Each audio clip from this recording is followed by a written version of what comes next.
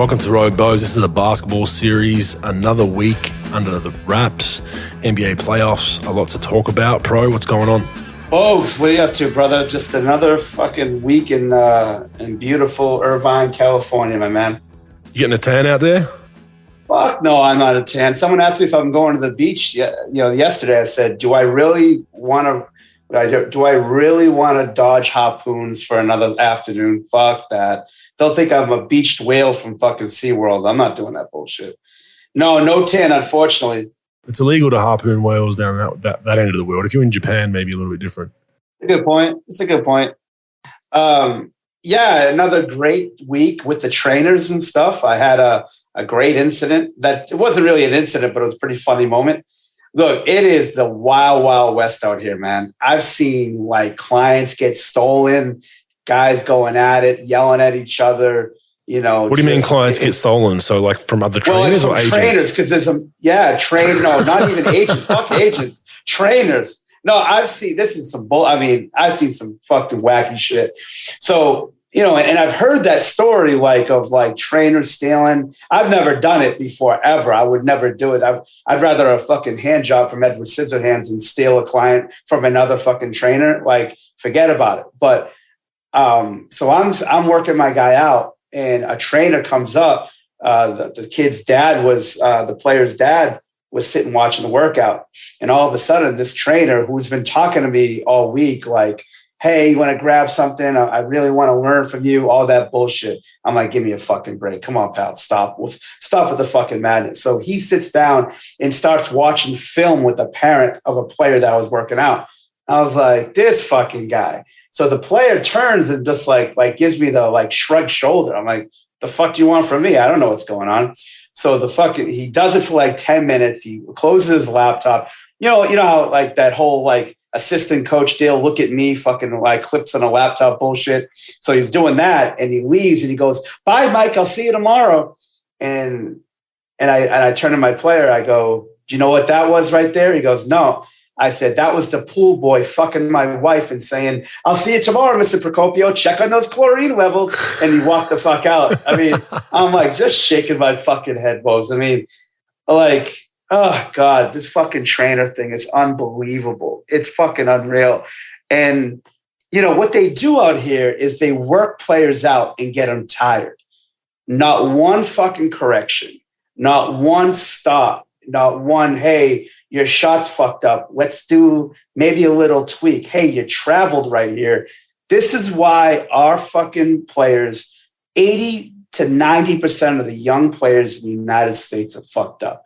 Most great players are just going to be great. It doesn't matter what fucking trainer we're. It doesn't matter if Ray Charles works you out. You're going to be good still. But a lot of these mid-level and bad players that really fucking need this instruction are getting instructed by mostly half a fucking moron, not even a full moron, a half a fucking moron.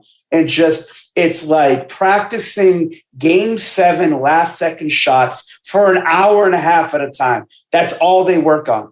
It is unfucking believable. Look, I am not perfect by any stretch of the fucking imagination as far as a workout guy. I never said I was, but the shit that they fucking teach, these players would almost never fucking do it, folks. Never do it. Look, AIS, Europe, that's why I respect the fuck out of it. They're not perfect either, but they don't have their guys working on that bullshit. Yes, they're not as athletic. Yes, they're not as physically dominating, talented like the United States guys, but they have a foundation of this is what you do in games. We're going to rep the fuck out of it, and we're going to correct you.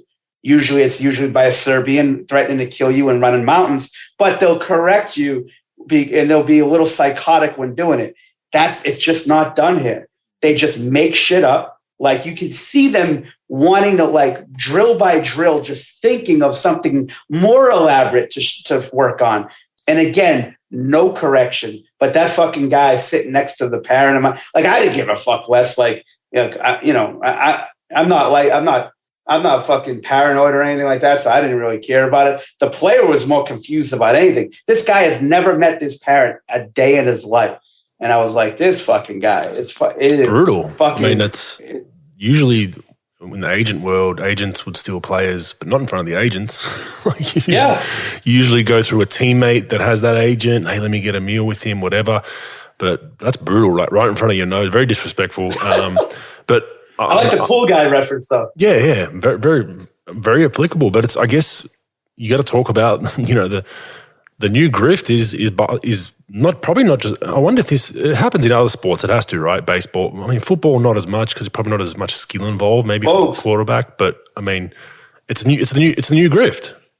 Bogues, the trainer has more power than the agents do.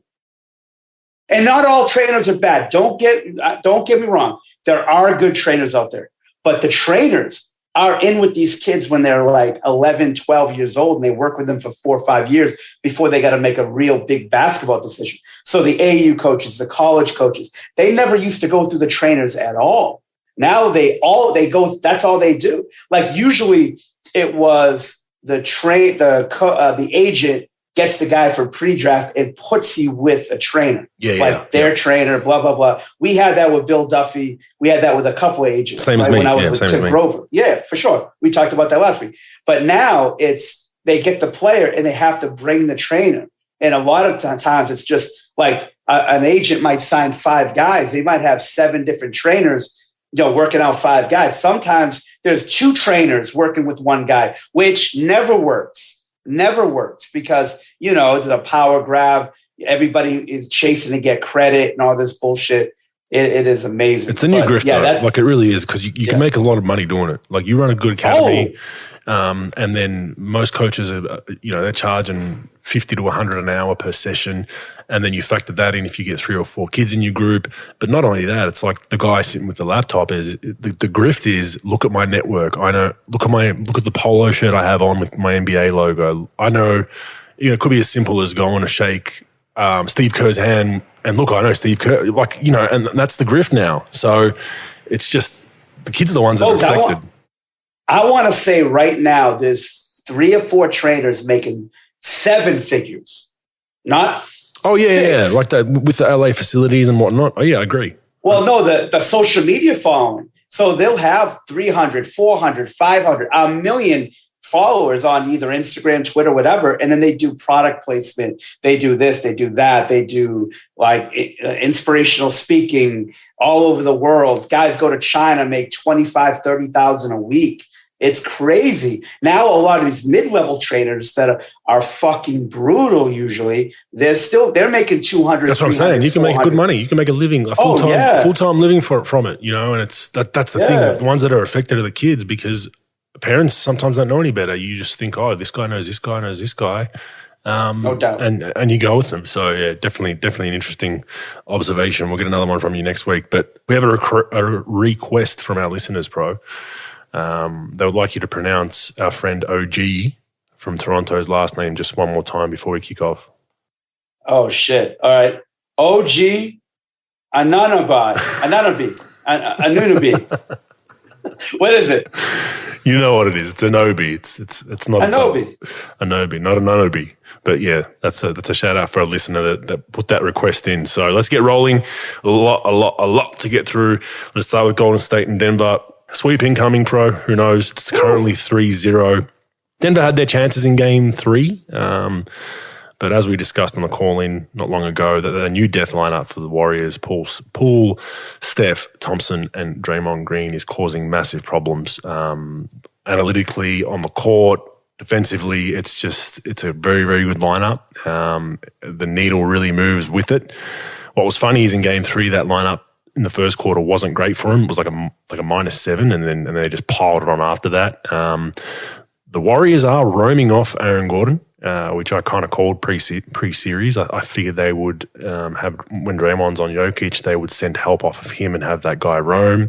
When Draymond's on Gordon, they would have Draymond roam, and it's been the case. Gordon's just not shooting it well enough from 3. He's made a few, but they don't care. Even if he goes 1 for 1, 2 for 2, they're not too worried because he doesn't want to shoot a lot of them anyway. He's more getting to the basket, athletic. So that's been the issue there. Draymond Green's making Jokic work. I mean, Jokic is still putting up numbers.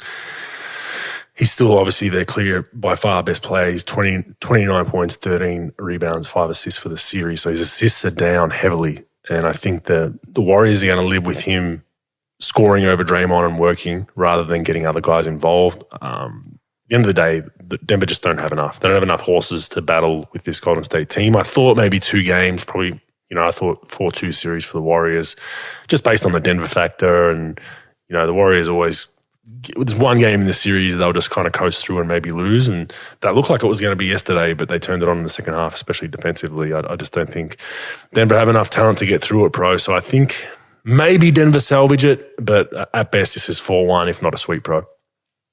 Yeah, I mean, they have all the – Golden State has all the, just sort of the steam behind them. Like you said, if you're going to – you got to protect home court, try to steal one, obviously in the first 2 games maybe, or, you protect your home court, you get beat 2, you protect home court twice, and then maybe you steal in game 5. But when you're down 3-0, there's really nothing there. They don't have enough. I thought that they would win the series because I thought, again, it just, it's an illusion sometimes going into the playoffs, how a team's playing, like Golden State wasn't playing well. But then now they're just throwing it on there. I mean, with Poole averaging 28 and Steph averaging 25 and Clay averaging 22 and, even Wiggins getting in at 13. He hit some big shots for him too, yeah. Wiggins hit a big 3 for him in game 3 as well, so he's been effective. No doubt. And, in this, you've seen in the playoffs itself, like role players really got to step up. They got to step up with their shot making. They got to step up there. And then, Will Barton is doing okay, shooting 43 from the field, averaging 16 and 7 over the series. Jokic is doing his thing, but no one else is stepping up. I mean, Gordon's averaging 11 and 7 with, shooting 25 from the 3. Look, the playoffs is the true meaning of what your worth is in the NBA. If, you hear all this, everybody's hating on me and all this bullshit. First of all, that's the first time I've ever used hating in a sentence, and it will be the last time. But second thing, like everyone's saying, I don't get my love. I'm way better than this. Well, you know what? In a playoff series, you're going to find out how good you really are. And Aaron Gordon, with all the players that they have out, had a great opportunity to really raise his value. And he is a valuable player to an extent, but you really, truly know how your value is based on what you do in the playoffs, in my opinion. And what happened with that Demarcus Cousins? I was working guys out. We were watching on one of the TVs in the gym while we were working out in between sets. Like, did Demarcus Cousins get into it with Will Barton in like game 1 or game 2? I think a little bit. I think it was around the technical fouls and all that, yeah. Okay. But just standard stuff in the playoffs, back and forth. But to your point about making your name in the playoffs, Draymond Green made a comment, I think yesterday, that the playoffs is when you realize the guys that think they're the guy, are they really the guy? And he's spot on. He's spot on, because you can put up numbers during a regular season on a bad team. You can average 20 and 10 and I'm the guy. It becomes nut cutting time, and there might be a series where you're not that guy. You have to buy into that role for that series. We're seeing it, in our next series we're going to preview with Steven Adams, but sometimes it's not your series. Sometimes the matchups don't work. Sometimes you've gone to the well and found something and you're like, hey, this is going to work for this series, but we're going to need you to stay focused with it, and we're going to need you next series. So you might be 10 and 10 this series, and the next series you're going to be back to 25 and 10, and it's spot on. That's where you make your money. And there's a lot of guys that get found out in the playoffs about, their role, their touches, it changes, adjustments, and they don't like it and they pout and they're not getting their 20 and 10 they get in the regular season because it's a different ball game. And it's hard to beat a team 4 times in a 7-game series, even a 1 versus 8 seed, because you get to know each other and all that. So that's a spot on point for you. But yeah, this series isn't going to go much longer. I'd hope the Warriors wrap it up and get some rest for the next round, but they're looking really good. All right, Minnesota and Memphis. This is a very swingy series. This is kind of poker-esque in a PLO poker game for me. Very swingy, all over the place. Very hard to pick at the moment. Minnesota punch them in game 1 in Memphis. A lot of shit talking back and forth. Memphis win game 2. Minnesota up big in game 3, bro. They were up massively, and then Memphis go on a 42-12 run in the final 13 minutes of the game to win by 9. That is a testament to a young, inexperienced Minnesota. So it really showed they couldn't put their foot down, and once the bleeding started, they just looked like they were defending the lead rather than trying to play basketball. And whenever you do that in a playoff game, that lead of 20 plus points in the second, third quarter doesn't matter because there's so many more possessions left, and they look like they were just trying to shut up shop and we're just going to defend this lead, and they ended up losing that game. Caught another one, Pro. Our picks on series aren't as good, but our adjustment picks are spot on. Adams is pretty much out of this series.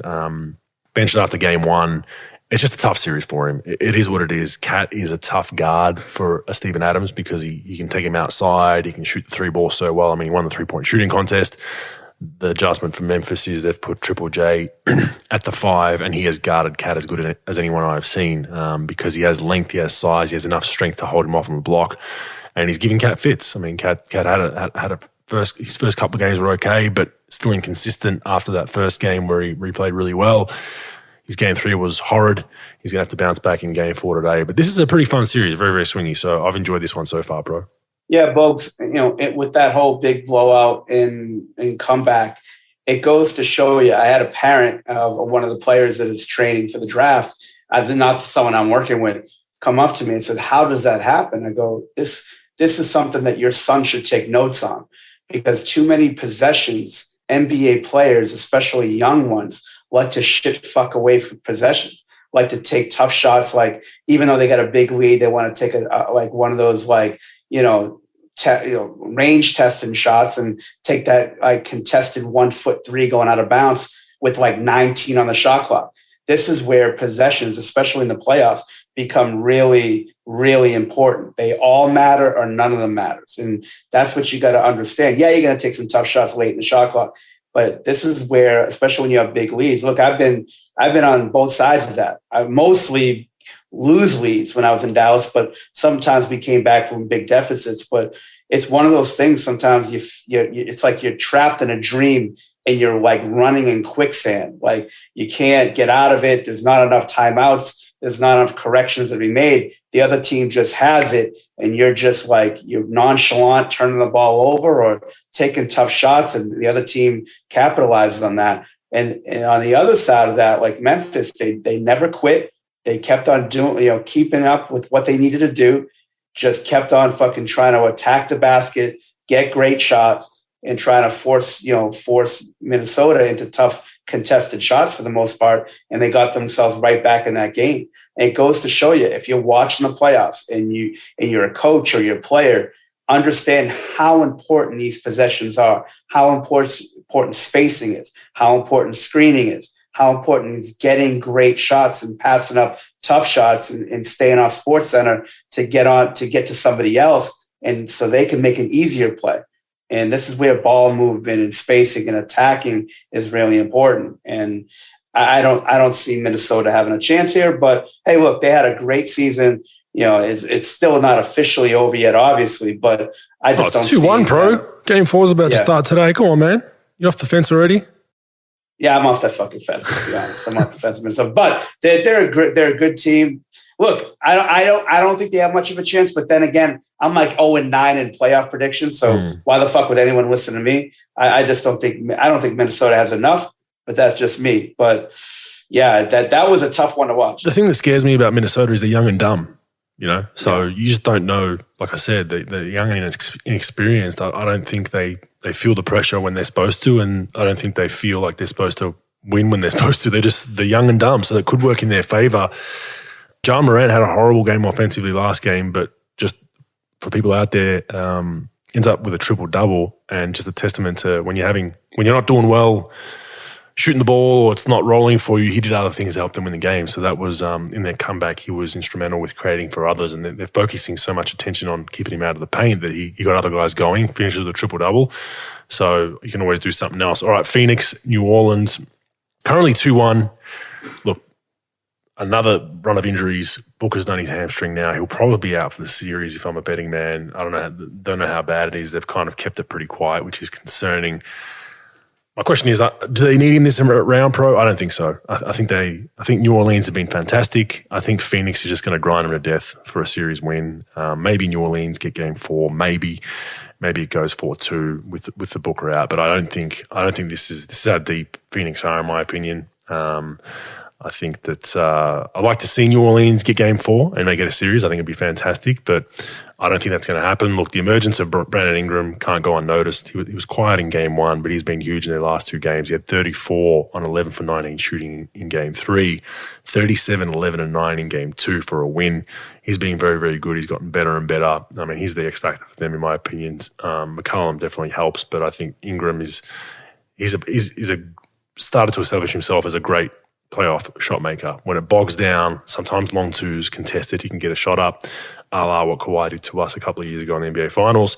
CP3 was just brilliant in game 3. I mean, his last quarter of that game, he just controlled it so well. It was some weird stat that he either contributed or scored on 15 or 20 possessions in that fourth quarter.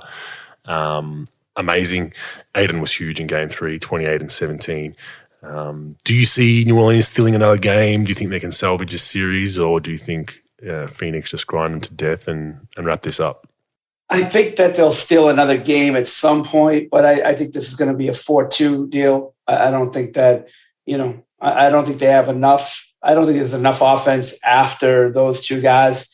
After Ingram and McCollum, I don't think there's enough offense for them to really make a run on it. They could grind it out and try to maybe keep it close, and then, a couple of guys make some shots and things. But even without Booker in this series, you still have obviously, CP and Ayton, and then you got Bridges. Even like Cam Johnson can make shots, even though he's not doing a great job of it yet from the 3-point line. But like Cameron Johnson in there, Jay Crowder could get hot. Like, even Shamet had a good game as well for him.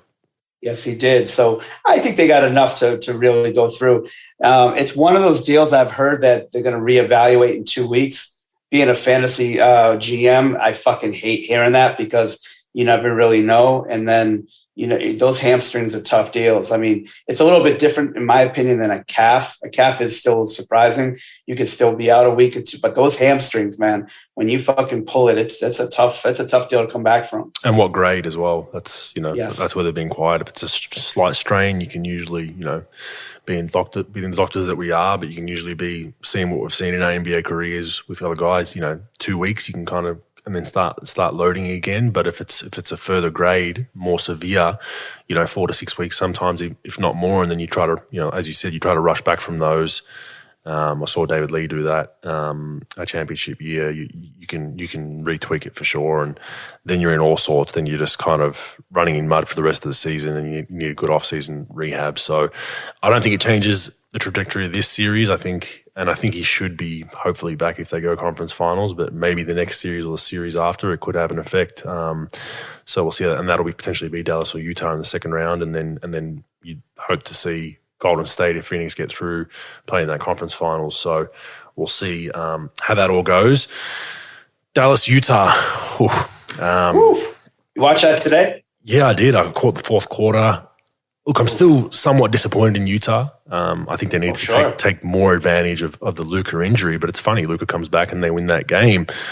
But, something that stuck out to me is Utah's body language in the first couple of games. I don't know what's going on there, but, shitty timeout buying, a few of their timeouts, guys fighting, it just doesn't look good. And usually you can see in a playoff series, you can tell a lot from body language, and it usually doesn't happen in game 1 or 2. It usually starts to get in guys' heads in game 3 and 4. Guys get frustrated. Their matchups aren't working. It's the same old, grind out kind of series where you're playing the same guys all the time. So that gets you testy. But, I feel like they should be up.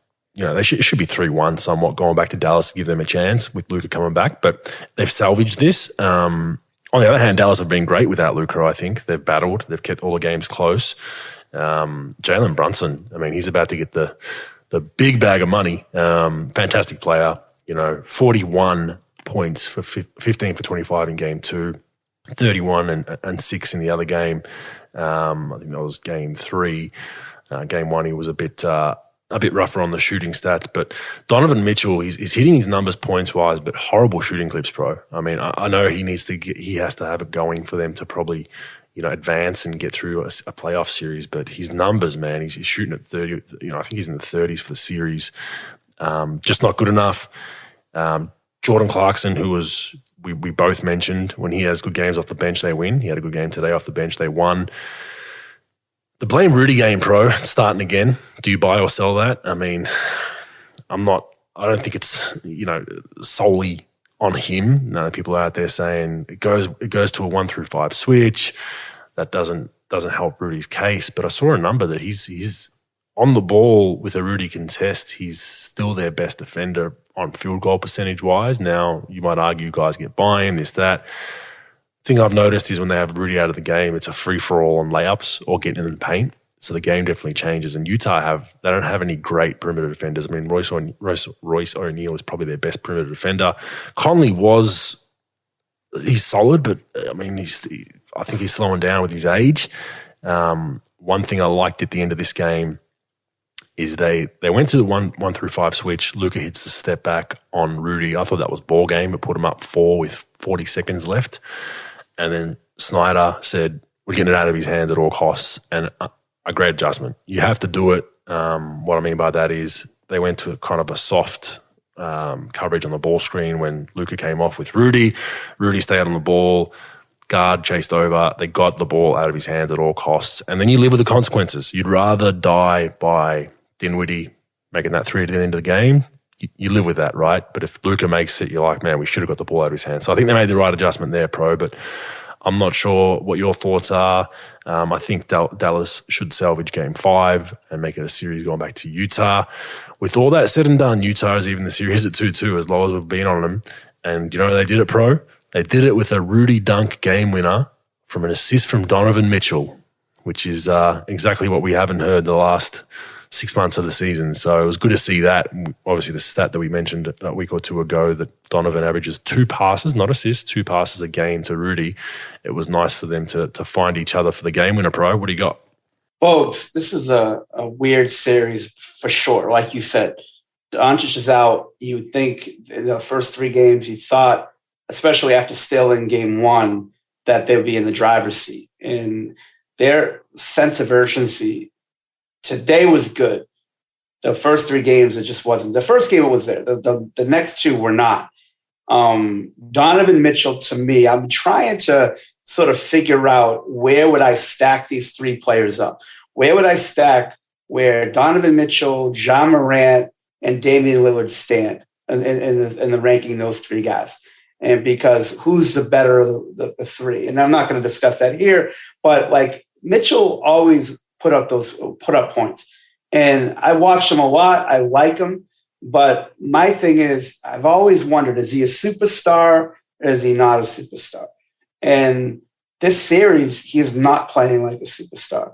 The best player on the floor is Bogdanovich, in my opinion. I mean, he's been fantastic.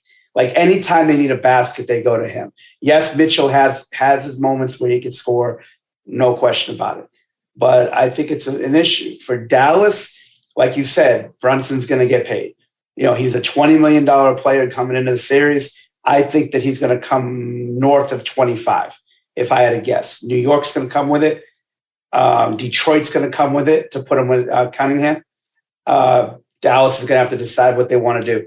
And I don't think they could afford to just let him go, even if it's a sign and trade, because I think they really need what he brings them to pair him up with Luka to go both of them on and off the ball and switch that up to really change what they do offensively. For Rudy, look, Rudy's been great defensively. Offensively, if I was the quote unquote big man coach in Utah the last 9 years, I would take the train home because of the fact that in 9 years, Rudy hasn't developed one thing offensively. Yes, he's a lob guy. He cuts, no doubt. He doesn't need to be Hakeem Olajuwon. But can he make a fucking jump hook? I haven't seen him make a jump hook in years. I'm sure he has. I haven't seen it. And he needs to do that. Like the free throws were up to this game, he was 80% coming in this series. And now he goes 9 for 18. They wouldn't have been in that predicament if he could have he wouldn't make all 9 that he missed. But I mean, you can't go 9 for 18, like 50%, 60%. You got to be able to make 70% of your free throws. Look, like spend a fucking summer working on that shit because it really hurts them. Like, I don't think it's his defense, in my opinion. I think it's not the inability to make free throws. You saw Dallas just try to put him on the line, because he's got to make his free throws. And yeah, coming into it, he's not, 80% and all, but that's the thing about Rudy that really upsets me. He's so talented. He's a big time lob threat, awesome defender. He could defend in so many different situations, but not being able to go to one post move, not one. As you know, I know the game's changing, they don't post up, but like there's those situations where you catch it in a short roll, they catch it in a duck in, you might get a post up on a switch.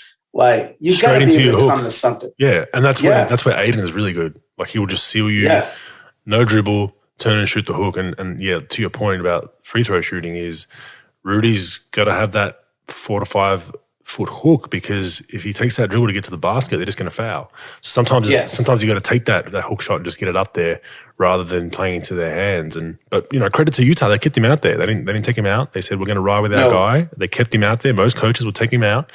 He made he split a few of the free throws late, which were important, but yeah, definitely makes more. It's easier on them.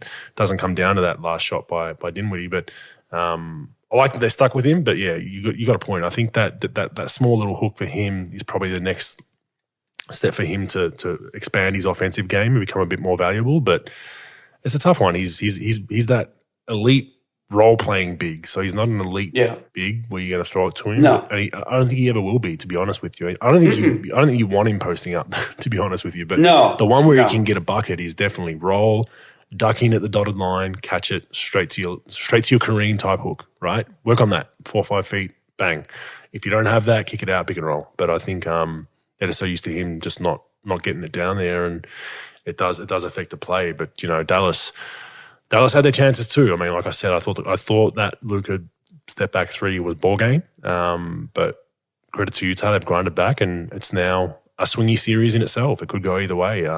Luka's obviously going to be a little sore after tonight and hasn't played in a week odd and a sore calf. So it'll be interesting to see how that recovers. But I was even wondering whether they rest Luka for tonight's game, because they were playing with house money essentially, but they didn't. So give him an extra couple of days. But that's all good. I think. Yeah. I mean, I think it's favoured towards Dallas with home court, but I think it still could go either way, in my opinion. So we'll see how that one goes. Anything else on that? Well, no. Shout out to Maxi Kleber, Reggie Bullock, and I'll tell you what. Who's been playing really well? Josh Green.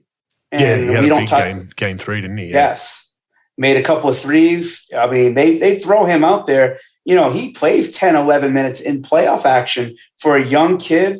He's done well. They've done a great job developing him. I mean, he's not afraid.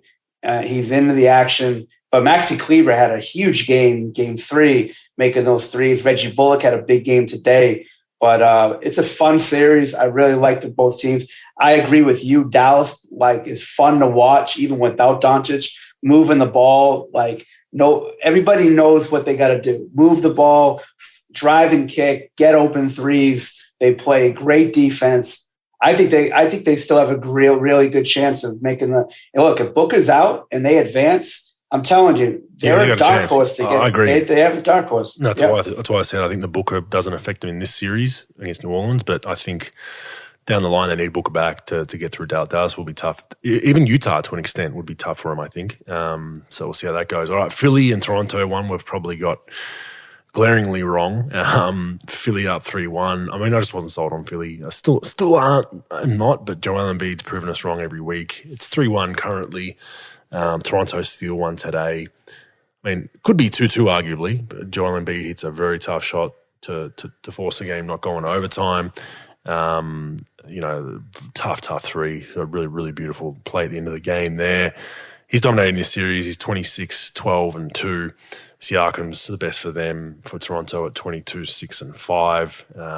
Toronto just no beef down there. I mean, they don't have a 5 they can wrestle with Embiid, and he's kind of doing what he wants down on that block and having a hell of a season, hell of a playoffs. I think they should go home. They better go home and wrap this up, because you don't want to be flying again through Canada or going for a game 6. And then that 3-1 moniker's in your head. Surely we don't lose this series. So I think they wrap it up in Philly and get a bit of rest for the next round. But it's been it's been an interesting series. I mean, the first two games were complete blowouts for the most part. But I don't think Toronto have enough horses at this point. I think they had some injuries in the first couple of games, but they've got their full roster now. Joel Embiid has got hurt though. He's torn a ligament in his right shooting thumb, which, we'll see how that affects him long term. Reportedly, he needs surgery. He's going to hold off, obviously, because they're in the playoffs. They can tape it up and shoot it up and whatever. But that could affect his shooting long term in the playoffs. We'll see how it affects things going forward. But I think this series should be pretty much over in a game or two, bro. Yeah, I agree with you. I thought Toronto would show a little bit more, especially at Toronto. And Philly snuck out of game 3 with that buzzer beater by Embiid. It could have been easily 2-2. But I agree with you. I just don't think you have enough. It'll be interesting what happens with Embiid with that finger, ligament issue. Kobe had issues with all his fingers, his wrists, and things.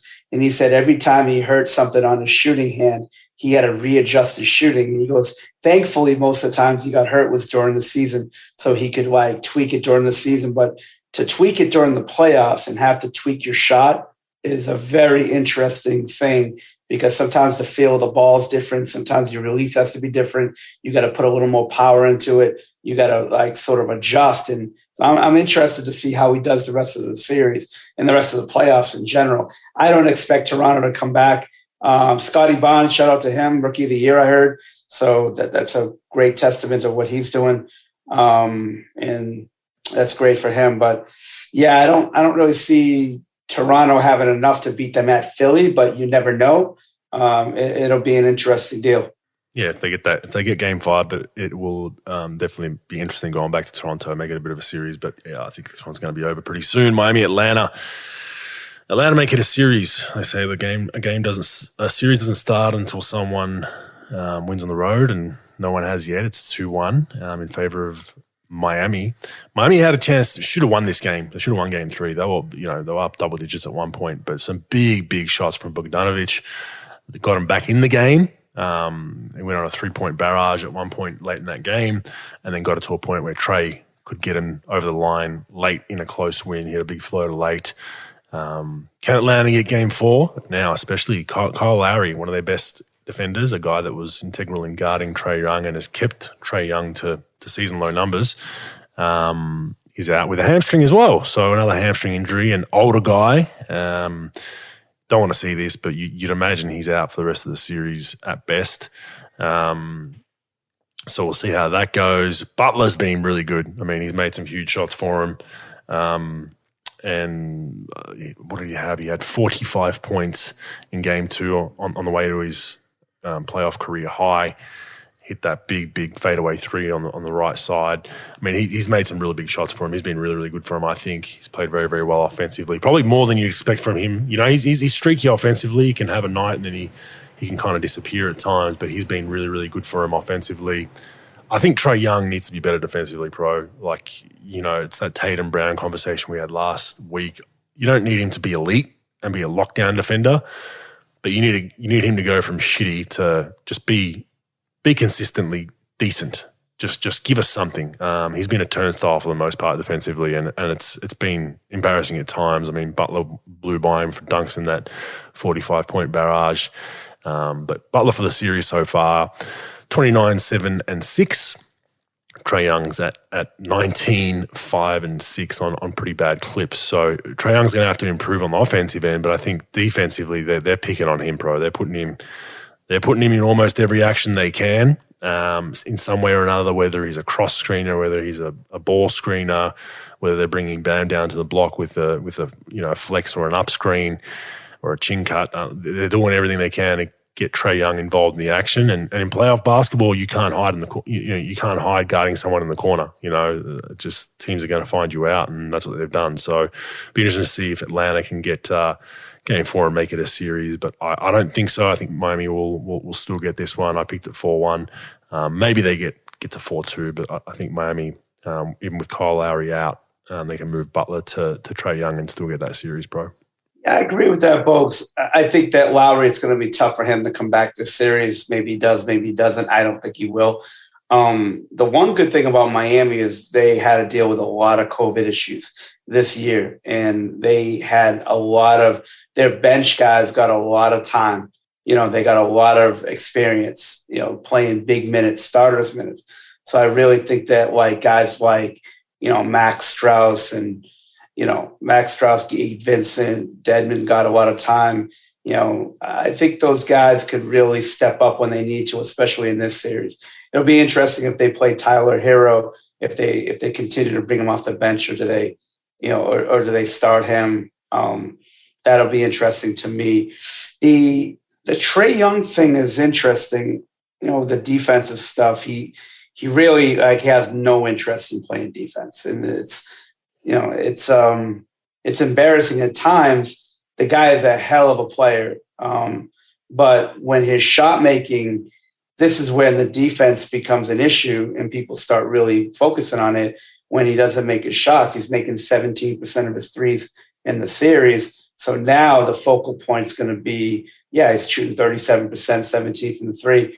Oh, why can't he guard? I think some of that is sort of what Steph had to deal with when he lost in a series or what have you. They picked on him with the defensive stuff. And I think, I'll be honest, the last couple of years, I thought Steph really started keying on his defense a little bit more. Look, you don't have to be Gary Payton for sure, but to at least up it to serviceable level, out of a 10, if you can give him a 5.5 effort instead of a 2, then I think that people will get off you a little bit, exactly. Especially if you can't pick on you. Yeah, that's just get it to a point where they can't pick on you, every fucking possession. And I think Steph made big strides. He got in the weight room as well. Trae Young's going to do that. He's going to get a bit stronger out there because they're big boy in him. But it's glaring. It's actually embarrassing at times to watch for how good he is offensively. In a playoff series, you got to get to a 5 or a 6 out of 10 for us, or we're not going anywhere. And they won't go anywhere in the future until he buys into that. He needs to take that next step, and I think you'd hope that the coaches there address that in the off season. No doubt. No, I agree, and I think he has to address it. I think if you really want to be great, look, he'll make $800 million in his career, regardless of if he plays any defense or not. But I think if truly when you're home at night and you look at yourself in the mirror and you really want to be a great player, you have to really look at those weaknesses and say, you know what, I really have to start putting in work with this, because it's always going to be a glaring weakness. Teams are going to scout me. Teams are going to game plan for me, and they're going to put me in these pick and rolls. They're going to force switches. They're going to force me to guard people, and I can't guard anyone. And look, everybody in the NBA can guard. They're not stoppers, but they could play. They could make efforts. They could be good team defenders. They could push them into the help. They could push up on guys. They could show hands on drives. They could limit their fouling. They could contest shots by staying on the floor. They could play good help side defense off the nail. They could make effort. They could always do any of that. You don't have to be a stopper and have great lateral quickness, but you could always show effort and show some enthusiasm doing it. And I think he has to just sort of make that decision. Do you really want to be a top 5 point guard in the league, or don't you? Look, he'll always be in the top 10 for point guards. And he's a very good player, a great player. But again, this is what I was talking about with someone else tonight, the difference between a Mitchell and a Lillard and guys like that versus killers, versus guys like Doncic and Durant. Those guys are killers. And if you want to be in that class, you're going to have to step your game up on some of these weaknesses and close the gap on it. And he's a glaring weakness is his defense. And he's got to look himself in the mirror and say, I got to start doing better. And I got to make a commitment to it, at least to be better. And I don't really think the series is going to go anywhere. I think Miami will take it 4-2. I think Atlanta will probably steal one more, but I can't really see them stealing much more than that. And I look at the fouls, in game one, he had Trae Young had one foul. So for a guy that's in all the action, if they're picking on you and they're going at you, you should have more than one foul. Game 2, he had 3 fouls. Game 3, they win. He had 4 fouls. So you can kind of correlate, okay, what does that mean? But it means if you've got 3, 4, 5 fouls, you're trying to battle defensively. You might be up and in, you might run through a screen, but you're battling. In a playoff game where you lose by big digits and you're in a lot of the fucking action, you can't have one foul, period. Like, I just don't think you're fully committed at that point, I think. And that's what we saw was a turnstile D. So you can correlate a little bit for a Trae Young. If he's in that 3-4 foul range, I think he's battling for the most part. That doesn't mean just stupid reaches, but it means, hey, I'm going to try. I'm going to get up and in. I'm going to try some different things. And one foul in a playoff game when you're in 80% of the action is not good enough. All right, Milwaukee and Chicago. Currently 2-1 for the Bucks. Another hamstring for Chris Middleton. Series most likely. Older guy again. Big out for them. But they restructured. They brought in Portis into the starting lineup, which was interesting.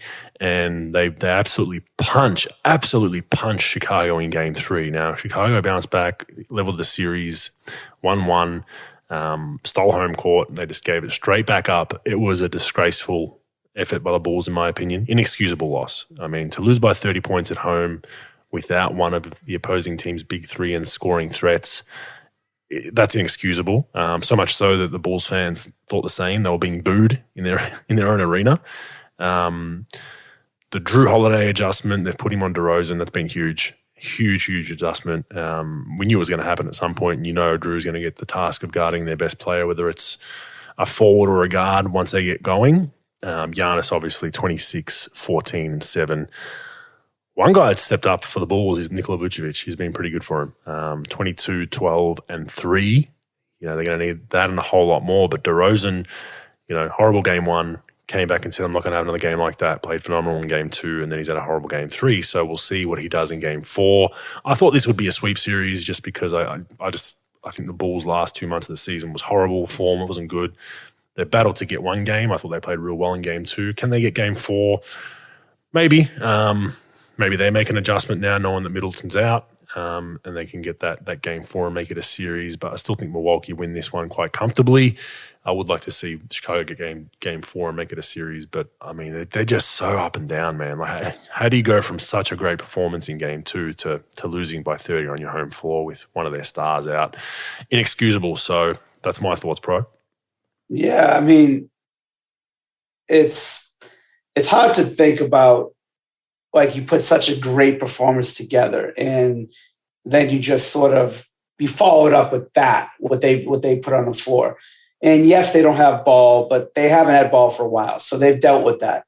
And they're still pros, they're still NBA players.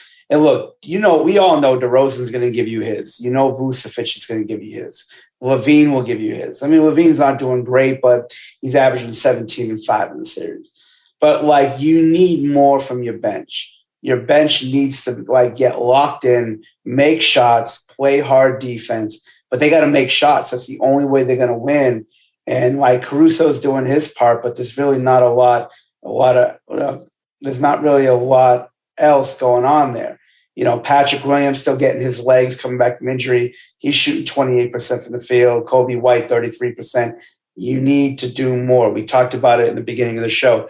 You want to show your value? Well, get locked in for the playoffs because that's when you're going to show the world your value. Jalen Brunson just went from a 20 to possibly a $30 million player because he's stepping it up in the playoffs. Yes, his usage rate and all that stuff's, they're running everything through him, especially with Doncic being out. I get all that, but he stepped his game up.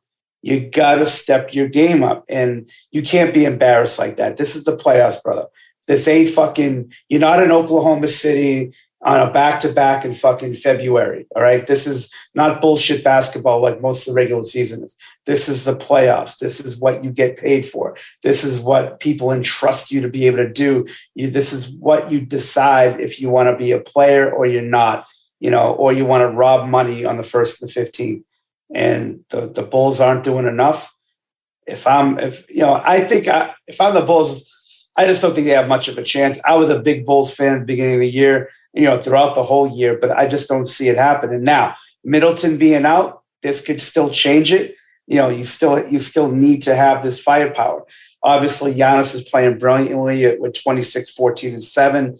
Lopez is giving a good effort as well. Holiday's playing hard. Guys like, even guys like Portis is stepping up. Grayson Allen steps up a little bit. So I think they're locked in. I don't really see Chicago doing much more damage. The problem is it's not a hamstring. Is it a knee or a hamstring with Middleton? Is it a knee? I thought it was hamstring.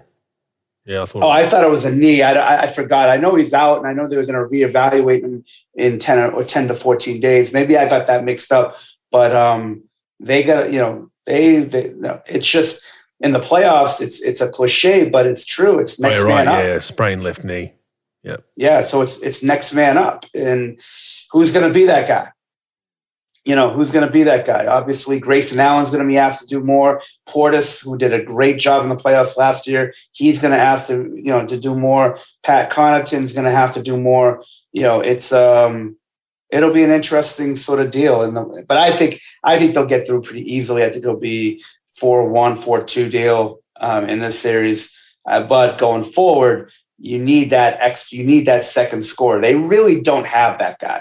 They got Giannis, no doubt. Lopez and those guys do okay things, but you need that go-to guy, that second guy that you could clear the fuck out when they take the best guy, when they take Giannis off the ball and they're forcing it to somebody else. Are you going to be the one that can make that play? It's hard to see in that roster who else is going to be that guy, but look, this is the fucking playoffs. It's just somebody's going to have to step up.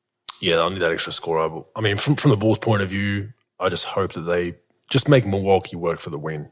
If it's a blowout, that'd be disappointing. I think as for the Bulls' growth to move forward with the roster that they have and the excitement they're building, they need to get this to 6 or 7 games and make Milwaukee beat you. Make them grind out the series, kind of like what Phoenix had to do against New Orleans last game. If you get beat in close games and they're just better than you and they're experienced, no problem. There's growth there to be made. But if you just stink this up and lose the next 2 easily and you're out pretty easily in the series, I think that doesn't do you too well. All right, Brooklyn and Boston, this game's going on live as we record. It's currently 75-69. In a minute left in the third for Boston. This has been a very, very interesting series. So Brooklyn had their chances in game 1. They ended up losing that game in a close one, real close game down to the wire. Game 2, the Celts were solid. Game 2, the Celts were amazing, very, very good defensively. Another one that I believe we got right was we spoke about Brown and Tatum being the keys to the Celtics. Now, most people would say no shit, but we spoke about it at the defensive end, not the offensive end. If they can buy in, especially Tatum, who's not known as a great defender, if you can just get to a 5 or 6 out of 10, as Pro says, and make KD work a little bit because they're going to be cross-matched at times, they've got a chance. And Tatum, I think, has been very, very good defensively, at least the first 3 games. He's been very, very solid. Deflections, he's caused turnovers. He's been very, very good. The re-emergence of Al Horford, he's been very, very good this series, I believe. He's at 18 and 10 in this series. Made some big threes for him at numerous points in the game. He's shooting a very, very good clip from 3, Pro. He's shooting 62% coming into this game, which is fantastic. Marcus Smart's been doing his thing. I think the Celtics, I think they're gonna get this series, I think, bro. I think they are. I mean, Nostradamus, but they're up 2-0. They're up in this game. I picked them. It comes down to Brooklyn. They just haven't played together enough. It's clunky. It's, yes, you do have Kevin Durant. You have the luxury of just throwing it to one of the best scorers of all time. But you look at the pressure that's putting on KD this series. He's averaging 6 turnovers a game. He's shooting the ball at, what is he at? 28% from 3, 32% from the field, Pro. He's leading the series in plus minus 11.5. which you'd never attribute that to Kevin Durant. So he just looked tired and flat in game 2. He's been a little bit better in this game, but their offense is clunky. When all else fails, they just throw it to KD and it's like, get us a bucket. So if he's not firing, they really struggle to score. And I'm liking Boston to get out of this. Now, who knows, at the end of this pod, maybe Boston lose this game and the series shifts. But I'm not sold on Brooklyn, bro. Yeah, I expect a little bit more out of Brooklyn, especially with Dragic playing so well. Like, I think Dragic in his role, and but then they yank him in that game, pro. Like that's what I didn't. I know he needs some rest, but he was rolling. They take him out, put him back in, and then they put him in the corner in the 4th. Yeah, it was weird. That was a little bit strange, but they just don't have enough. I thought they did, and you know what? It's funny, like. Boston and other teams in the NBA against Durant, you never attack his dribble. And he's so big and long that like sometimes he's a little loose with the ball. And I'll tell you what, Boston has done a great job with deflections and getting the ball, stripping the ball from him. And he's tired, but like they're not moving the ball. It's ISO. It's him and Kyrie, and Dragic gives him a little bit, but I think they're one of the least teams. I think they're one of the last in the playoffs with assists in the league. Not that I'm a big like assist guy versus making plays, but the balls just isn't moving enough. But they need Durant and Irving to outscore people because they don't really have that much left. Look, they're missing, they're missing Harden. They got Curry obviously back, but you're missing Harris. You're missing some firepower there for sure. I don't know why they're going to play, Ben, but what are you going to do? Like, I guess you got to throw anything out there. I wouldn't throw him out there. He's not really good with handling pressure and stress. Now you're going to throw him in first time in a year. You're going to throw him in a playoff series. I guess you could be a genius, and if it works, everybody's a genius who's thought about it. But I just don't think that's the answer either right now. I just don't see where they can get this. It's the same old story in this playoffs. Like they punch Boston in the face. Boston comes back. They don't get frazzled. They just keep to the plan. They play great defense. They move the ball. I don't like watching Tatum, but Tatum's been unbelievable in the series. Horford, which I thought was done when they got him, has been unbelievable. Double, shooting 62% from the three. I mean, he's been fantastic. They've been playing well. So I expect Boston to win the series. I thought Brooklyn would, but I just don't see I don't see anything else that Steve Nash can throw it at Boston to change the way they do things. Now Durant could have 90 tonight and they might have a chance, but I think this is going to go to Boston. I think it'll be a 4-1 series. Yeah, it's been interesting. I mean, Boston started off the season horribly, and their form has carried on to the playoffs, and then they can. They just made a little run here at the end of the third. So, down 3-0. I mean, people say, you can never count out Brooklyn with the talent that they have. But you factor that in with, Kyrie fasting can't help things. The guys. Oh, he's fasting? Yeah, he's fasting. So, for Ramadan, I believe. So that doesn't help things. And he's distracted by the crowd to an extent, flipping him off. All-time number of flip-offs in a game I've ever seen. I love it. By Kyrie. I love it. But I think a lot of distractions like that don't help their chances. Ben's reportedly going to be back in Game 4. It might be too little, too late. So we will. That will be interesting to see how that pans out and see how Ben goes coming back, because now you're throwing in a guy that hasn't played with any of those guys before. And Benny's a pretty smart guy basketball-wise with playing off guys, but like I've always said, does he buy into playing that 5-man role a la Draymond Green? I know he hates that generally, but on that team, that's going to be where his strength is. So we'll watch that space. NBA awards, as you mentioned, Rookie of the Year, Scotty Barnes barely edges out Evan Mobley. I think there was a case you could have them as co-winners. No one would argue with that, but they decided to go with Scotty Barnes. Defensive Player of the Year, Marcus Smart. So one of the few guys to get that award. Deserve it. Rudy's still up there regular season by the numbers. I think Rudy's probably fatigued people out of the award to an extent, but I think Marcus Smart, Mikal Bridges, those guys have had great seasons, and Marcus Smart definitely deserves it. They were the number one defensive team in the league. Quick news. Let's go through a few things that were notable. Did you see the Demarcus Cousins comments, bro? I didn't. I did not. Oh, wow. I missed it. Yeah, I missed it. How's this? Okay, he was asked about Sacramento. I'm not sure why he was even asked about this or why it came up when he's in a damn playoff series against the Warriors. Quote, "What did Sac do for me? Besides saying my name on draft day, I did more for them than they did for me. That's just being honest, just being 100% honest. I had 2 owners, 3 GMs, 7 coaches in 7 years. I was there for 7 years." Then further went on to say that he wishes he never worked out for them before the draft. Where George Karl claps back and reposted it and said what they did was paid you approximately $50 million and gave you an opportunity to play basketball for a living. So what are your thoughts on it? Look, I think he's got a point to an extent. I don't think it's worded in the best possible way. It looks like it's a me thing. I think we've both openly discussed the shit show that is in Sacramento. But at the same time, I think some of them were his doings. The 7 coaches in 7 years, whether you like it or not, comes down to your max player and your best player.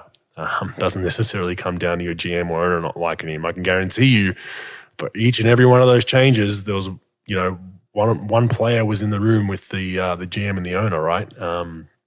Influencing that decision either way, besides the Michael Malone one.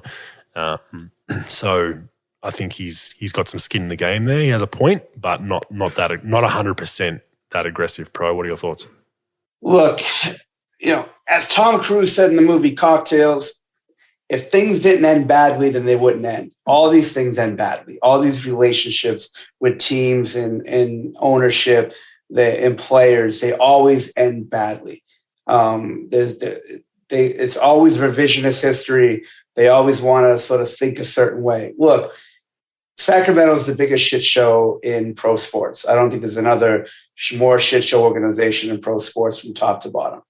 All right. No question about that. But there's been plenty of players that dealt with that, and they dealt with it a little bit better than Cousins did. Look, Cousins was a walking nightmare off the court, with, coaching, being coached. He had a problem with that. He had run-ins with media.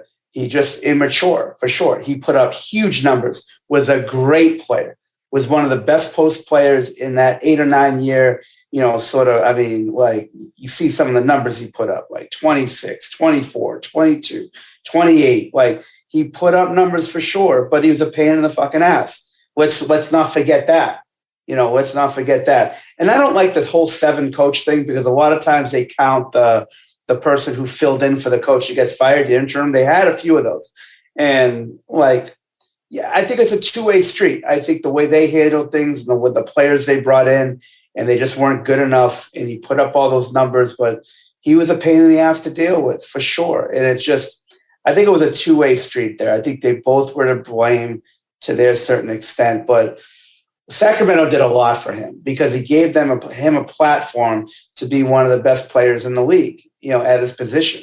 And they didn't nurture him enough where they didn't put enough talent around him when they had him in that 7 or 8 year sort of stretch, 5 at least, where he was really dominating. And, I think the biggest problem they had with him is they let Mike Malone go. And he was the one guy that could handle Demarcus that he sort of respected. That's the one thing. Like, all the other coaches, whatever, you fire him. It's just, they didn't have many great coaches there. But like the Mike Malone thing, I thought that was fucked up when they got rid of him. But it's just typical player stuff. It's just revisionist history.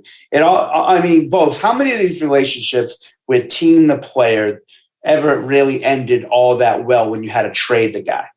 Yeah, of course. That's just sort of how it is. That's the reality of it. But look, he can say what he wants, Yeah, but on the flip side, there was also stories when young high draft picks came in that as their max guy, he wasn't very welcoming from reports, because this is my team, my turf, you're coming in, there's that kind of mentality. Jimmy Fredette was the main one from what I heard. Now, you might argue, okay, he's not an NBA player, but as a young guy, he could definitely have helped them as a good 3-point shooter, a guy who can get hot.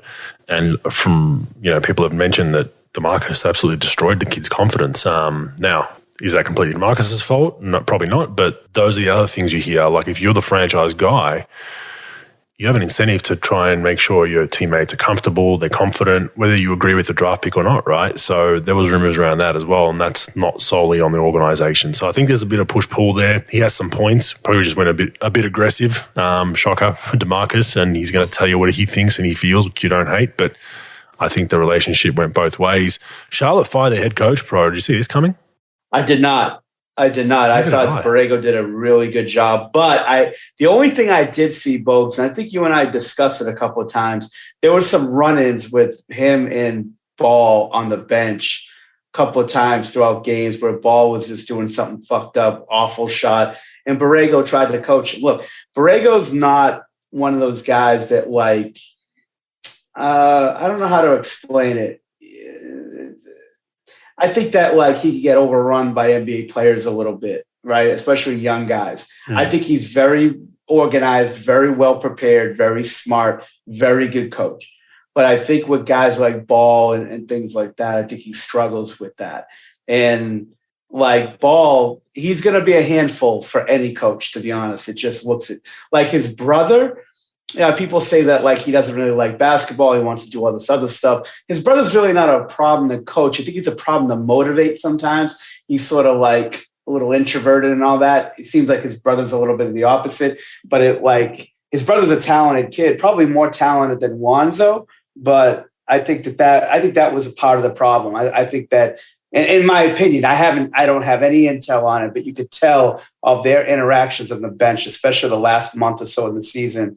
And then they get blown out in the play-in game. That didn't help things, obviously from that perspective. But yeah, that's just sort of a strange one though. I mean, 138 and 163 in his tenure there, 4 years.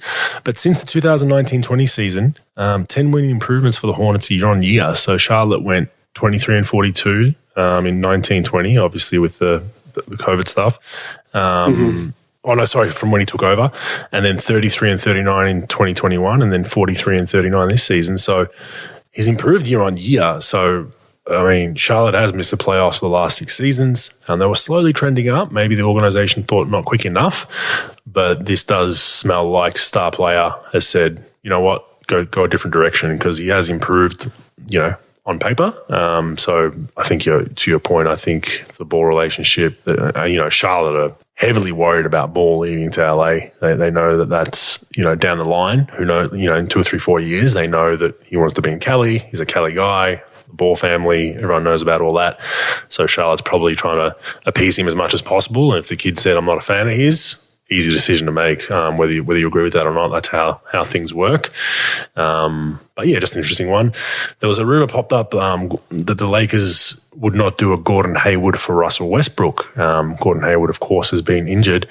Lakers reportedly won't do it for that reasons. I'll do it. I would do that based on numerous factors. Now, yes, you got the risk of Hayward being injured, but Gordon Hayward is not going to affect your locker room in any way. He's not going to be that guy that Russ is, which reportedly what they've said is he was the main reason why, which we don't believe. But Russ is a pretty hard-nosed guy on and off the court. I would just do it for that reason. If you can go like for like salary-wise, it's better than John Wall. It's better than, in my opinion, and you just take the risk. With injuries, hopefully he gets healthy. But when he's healthy, he's a hell of a player for him and a perfect complementary player for what they need on that roster. I think if gives you 50, 60 games, they've got a playoff chance. So an interesting one that popped up. I'm not sure what your thoughts are on it. Yeah, the Westbrook thing is interesting. I don't think that they're going to make – I agree. I don't think they would make that deal. I think the injury deal, I'm not sure on Hayward's contract. I thought I had it in front of me. I don't. But, I mean, I think that the Lakers are going to make that deal with Indiana. I think they're going to bring Buddy Hield. They had a couple of guys they're going to throw in that deal. Oh, I think Brogdon as well. So I think that there's like a Brogdon, like Westbrook and 2 picks for Brogdon and Hield.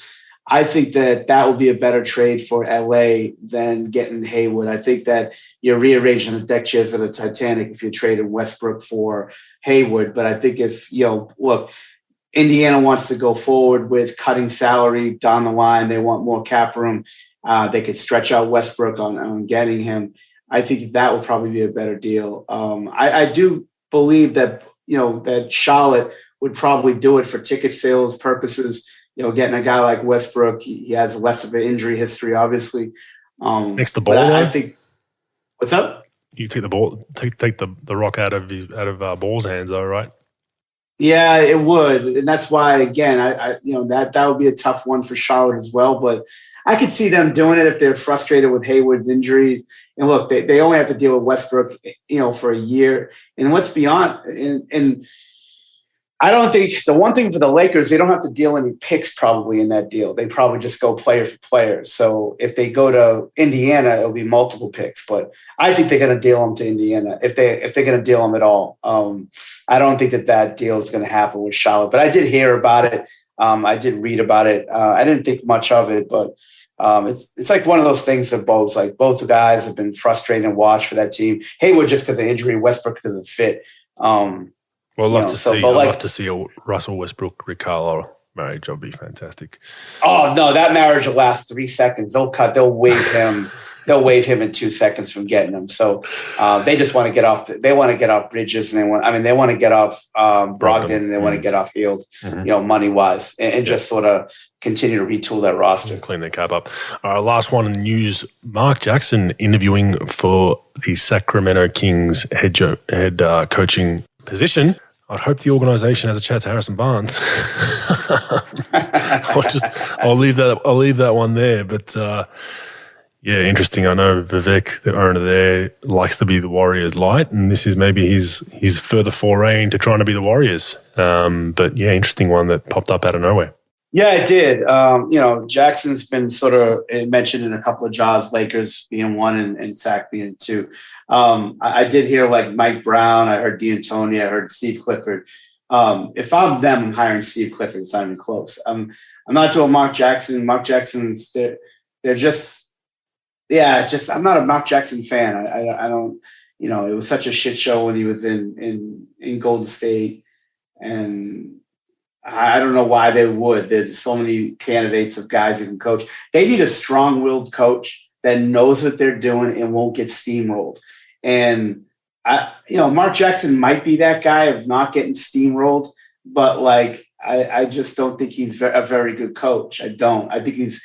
I think players sometimes can buy into him outside looking in. I don't know anything about that. I could be wrong, but I think they need a strong-willed coach that's not going to get railroaded. And I think that Steve Clifford has shown that he's a hell of a coach, organized, knows what he's doing, and gets players respect. And I think they need a guy like that. Yes, I would have talked to Harrison Barnes. I'm sure he would have done that. I mean, with all the stuff like alienating ownership and, bringing in witch doctors and stuff like that to, sort of cast spells on guys. I'm just not a fan of that situation. So I'd probably pass, but that's just me. Yeah, it'd just be interesting. For those not familiar, Harrison Barnes played for Mark Jackson, had him come off the bench. So it was pretty icy at times, but we'll see. We'll see what happens with that. I highly doubt that goes ahead. Maybe it's just an interview to get a few candidates through there, but we will see. All right, the NBL's hitting up. We have our final four set. All right, Pro, your Jack Jumpers have snagged the fourth spot and made the NBL top four. So they've made the finals. I'll be playing Melbourne United in the first round. Inaugural team, first season, Scott Roth, everything all in one, and they've made the finals. Pro, how do you feel? I feel fantastic. I may have watched 8 seconds of NBL action this year, but Scott Roth is my guy. All right. He is the Jack Jumpers. And I'm telling you, he will scare teams into submission. He's obviously I want Sydney to win because of you, but if there's a 1B in here, it's the fucking Jack Jumpers. Fair enough. They've made it. He's done a fantastic job. So congratulations to the Jack Jumpers. Hell of a season to do it in your first year. A relatively low spending budget as well, I believe, to grind that out and get there is fantastic. And it also goes to tell about a Perth Wildcats implosion. They just absolutely shat the bed with their homestand, which usually is the time of year when they go on a massive run and take over first spot. And it's their first playoff series missed in 20 plus years. I don't have the exact number in front of me, but they haven't missed the finals in a long, long time. So congratulations once again. And I'll go through the rest of the NBL now. We have Sydney and Illawarra. They flip-flop spots. It's put Sydney to third, Illawarra to second, which clinches home court advantage for the Illawarra Hawks. That series will kick off on Friday in Illawarra every second day from there. So that'll be a real interesting series. Illawarra lead the season series 3-1. A few of those games, there was some injuries for the Kings, which is no excuse, but weren't full squads at the start of the year. Game 3 was an absolute barn burner. It was absolutely sensational. Back and forth, it had basically everything you wanted. 8-0 run here, 4-0 run back, lead swings, went to overtime, and Sydney nabbed that one. And then, the game today, obviously, Sydney had a chance to win it. Ian Clark actually stepped on the sideline as he went to shoot a three that actually went in. would have counted, but he stepped out of bounds first. So that didn't count. Sydney makes them lose home court advantage for the first round. Not the end of the world. The Sydney Kings a little banged up. A few guys out last week and this week. So I think the extra couple of days of rest aren't the worst thing in the world, even though we do lose home court, because if we would have stayed second, Sydney Kings would have stayed second, the series would have kicked off on Wednesday instead of Friday. So we've had a brutal 20-odd days here. We've played a lot of games in a short amount of time, so we'll take the rest when we can get it. But I'm looking forward to this series just as a fan. Put the ownership aside, I think this series is going to be very entertaining. One of the greatest coaches in NBL history in Brian Goorjian, a fresh-faced Chase Buford, White Line Fever guy, real passionate. So really looking forward to watching this series. I'm going to go down, watch those games live down in Illawarra. Can't wait to hear Zorba, the Greek techno version again, played on repeat, and then back to Sydney for game 2. And hopefully that's all it takes for us. But I think this has the potential to go 3 games and be a close series. So looking forward to that one. And as we spoke about earlier, with Tasmania clinching the 4th spot, they will face Melbourne United with game 1 on Thursday. They're Thursday, Saturday, and if needed, Monday. And once again, the Sydney Kings Illawarra is Friday, Sunday, and if needed, Tuesday. So looking forward to all that. I think the Melbourne United series will be a grind. I think Tasmania play a style that's hard-nosed style. They play real hard. I think Melbourne United will match that intensity because it is a final series. But you have to remember, Melbourne United, let's just put it out there, they tanked. They tanked against the very Tasmania Jack Jumpers over the weekend. Dean Bickerman was in a press conference leading into that game saying he's not going to tank, he's above that, he doesn't do that. And then Daly had a dentist appointment, Barlow had concussion, their starters played, random minutes.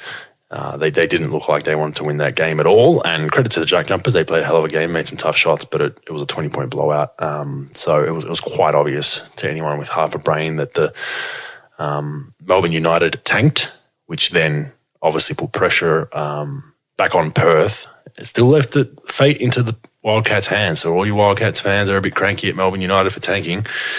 Fate was left in your hands, and you had to beat a team at home that was not even in the finals race, and you couldn't do that. Southeast Melbourne, Phoenix coming out on top, and a gut-wrenching loss for the Perth Wildcats. So we can stop hearing about that streak. Congratulations for that streak. It was one of the best, we've seen in sporting history, but you're at 0 now, just like the rest of us. So enjoy that. Enjoy building that back up, and who knows, maybe this is the Craig Hutchison curse that starts, where you don't get to the finals with Hutchie at the helm. So I'll have to send him a box of Krispy Kremes for my condolences, but it is going to be an exciting top 4 here in the NBL, so I'm looking forward to it. But as I said earlier, United did tank to get Tasmania in that 4 spot.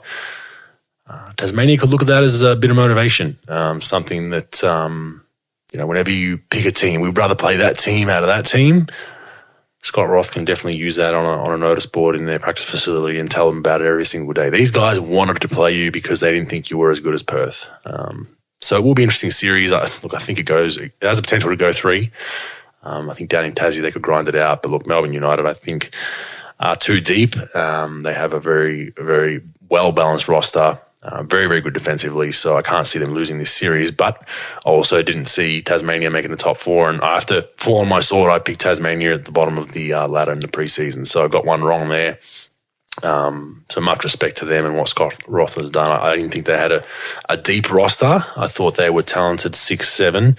And then beyond that, I thought they had some guys that were kind of towards the end of their careers or hadn't played a lot of NBL minutes. And congratulations to them. They've proven me wrong and probably the whole league wrong. They've come together really well. And to make the finals once again in your first season with a whole fresh start. This isn't a license that's been revamped or moved. This is a fresh start NBL team. To make it is sensational. So congratulations to them. Looking forward to the finals. And just to round this all out, I guess we should probably go over other teams' performances for the season and give a little bit of feedback. So obviously Melbourne first, Illawarra second, Sydney third.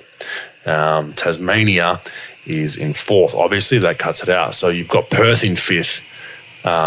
You have to say that is a very underwhelming season for the Perth Wildcats, as we said earlier. 35 years I said 20 plus earlier. I looked it up, 35 straight years in the NBL Finals. Now, albeit one of those years was, I believe, when the NBL for some reason went to a top 6 and they made it in 5th or 6th. So by the rules, they made it, but tough. They look like they were in the driver's seat. I mean, Perth notoriously starting a lot of road games in the first half of their season every year, and especially with COVID. And they have a massive home push, usually because of the Hopman Cup and tennis in their arena. They usually have a massive home push at the start of the year, second half of the season, where they just go on a roll and then they're in sync for the finals. That's at least how it's been for the last 5-10 years. But they got home and they just laid an egg. They couldn't win games. And they were probably lucky to even still be in the mix. I mean, New Zealand down in Bendigo, where it took Bryce to hit a 4-point play to get him over the line late in that game. They probably should have lost that one. And they just looked out of sync. They had two of probably the most talented imports that you're going to have in the NBL, but they just couldn't get it done with role players. I mean, there were some talks about getting a third import in there that didn't eventuate, with everything going on from the Russia-Ukraine debacle. That they ended up getting a guy over in John Brown that couldn't qualify because he hadn't played enough games. They brought Frazier back in. There had to be a lot of distractions with that. Rookie head coach doesn't really know the league. He had to adjust. I will probably bet that there's a lot of Perth Wildcat fans that will be putting their hand up to volunteer to get the head coach out of there and drive him to the airport, but he might be back next season. And this is the same coach that last week I've heard was tongue-in-cheek. I didn't see the actual audio clip, but the quote was something along the lines of, do you think you'll be here next year? And pretty much said, well, if I'm not, they got to pay me. So if they want to get rid of me, they owe me a year's salary, so I'm not too worried about it, which did not go too well with the Red Army over there in Perth. They didn't take that too lightly. So a bit of turmoil for Perth for once, and they haven't had this kind of turmoil to deal with in a number of years. So I don't think they know how to handle it too well out there on the West Coast, because they're not akin to losing. So congratulations on the last 35 years, but no finals and rebuild they're words you don't really associate with the Perth Wildcats. So welcome to the club of the other 9-odd NBL teams and what they go through every now and then. So enjoy that journey. Southeast Melbourne Phoenix in 6th. Have to say, a very disappointing season for them. They had championship aspirations. They were very, very close to a grand final series last season, going down to Melbourne United in that semi-final series. Arguably had control of Game 3 and probably should have wrapped that series up. But kudos to Melbourne, championship merit, got them over the line. And you fast forward a year later, their roster arguably got deeper with Joe Chi, and they just couldn't get it done. They could not get it done, and they fought a 6th and have a somewhat disappointing season. What's interesting is rumours that their head coach will be re-upped and re-signed. Mitch Creek has come out on record saying that he's the only coach he'd want to play for, so I anticipate he's going to get re-signed, but a questionable result this season to re-sign your head coach this quickly. So they must like what they're seeing and just put it down to dumb luck that they didn't make it this season, and a few bad bounces, but for the most part, a few injuries, but every team goes through that. I thought they were pretty disappointing. I thought they'd be high up. The Adelaide 36ers. So Southeast Melbourne finished the season, by the way, at 15-13. Perth finished at 16-12 to miss out. Adelaide in 7th spot. I think they were disappointing. Not for me. I had them pegged around there. I can't remember where I had them, 6, 7, 8. Didn't have them in the finals. A lot of people had them in the top 4. They built a very deep roster. The out of Isaac Humphries early obviously didn't help the situation. But 10-18, they're a better team than that. I think CJ Bruton has I actually ran into him the other day and said, mate, you're lucky you shave your head because we probably can't see your coaching grey hairs that you've earned this season. But they had roster changes. They almost got an import, but then they didn't. And the Casper Ware rumour, they just had a disappointing year. And for how talented their roster is, and from what I believe is most likely over the cap, disappointing for them. Brisbane in a rebuild, disappointing year for them, yes, but I don't think they were built on paper to win at this point. They were 10-18 as well, finishing just below Adelaide there in 8th. It's always disappointing when you're below 500, but I don't think they can be too disappointed. Their roster was not very well built to be a top 4 team, in my opinion. I think previous years they had much better rosters that didn't go the distance, but this one wasn't as good. I think they're in a rebuild there in Brisbane, and a transition in ownership. Still waiting on that announcement with everything that happens there. So we'll wait and see how that goes and becomes official. Cairns, 9th or second last, 9-19. Same thing, not a championship built roster, not a top 4 built roster. Adam Ford, I think, has done a decent job there. It's a culture reset for them. I just don't think that they were deep enough or talented enough to compete on a nightly basis. They played hard in spurts. I just don't think they had the ponies to get it done. Look to have a good off-season of a lot of hard work with Adam Ford. He likes to run guys as make them work and earn their money on the training floor. So he'll continue to do that, and I'll look to them to bounce back a little bit if they can keep their roster together and just get another year under their belt. New Zealand dead last, 5-23. You got to feel for them. They've been on the road for 2 straight years. For those not familiar with the NBL, they are obviously based in New Zealand for the most part, but with COVID, they've had to base themselves down in Australia. The NBL's done them no favours by bouncing them around to different home venues. They were in Tasmania for a portion of it, then playing some home games down in Bendigo. I would have liked to have seen them up north somewhere in Queensland, at the Gold Coast, where at least their mental health would have been better looked after in a nice warm climate near the beach. But who am I to judge? But they had a horror year again. They haven't had much success the last couple of seasons. And this was a storied franchise in the NBL for a number of years. Won multiple championships. Only 10 odd years ago. So they're down the bottom and just cannot seem to bounce up. It would be interesting to see if Dan Shamir, the head coach there, is re-upped for another season. They have some veterans. They have a lot of free agents on the table as well. So it will be interesting to see where they end up. All right, let's go through I'm going to go through the awards breakdown. So if you feel like you want to ask a question or chime in, you can. But for the most part, a lot of this will be above your head because it's NBL. Let's keep going. They've got their final 3 candidates for all the categories. The MVP final 3 candidates, Bryce Cotton, Jalen Adams, and Lual Achul from Melbourne United. So Melbourne United, Sydney Kings, and Perth Wildcats. I'm going to try my best not to be a crony and pick my own guys. I'm going to try to be as honest as I can. I'm going to give you my pick, and I'm going to give you who I think they will pick based on how I know voting goes. Lual Achul has had a fantastic first half of the season. I think he's slowed down a little bit since then. So I think I put a line through him. I think he's had a great year, don't get me wrong, but I put a line through him. Leaves it to Cotton and Adams. I think Jalen Adams from the Sydney Kings deserves it. Cotton is an absolute gun, especially offensively, but the Cats' record hurt his case that they just haven't been as good this season. There's been a lot of pressure on him. He hasn't played as well as he has the past 2 seasons because, I don't know, he seems a little bit more tired, a little bit more pressure on him, different offensive sets, new coach.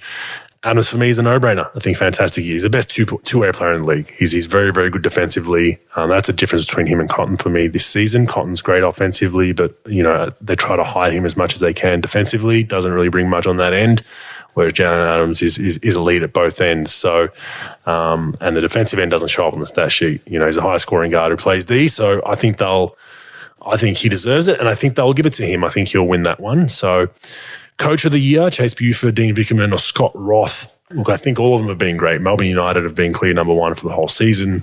Chase Buford has had a hell of a run the last 2/3 of the season with the win streak.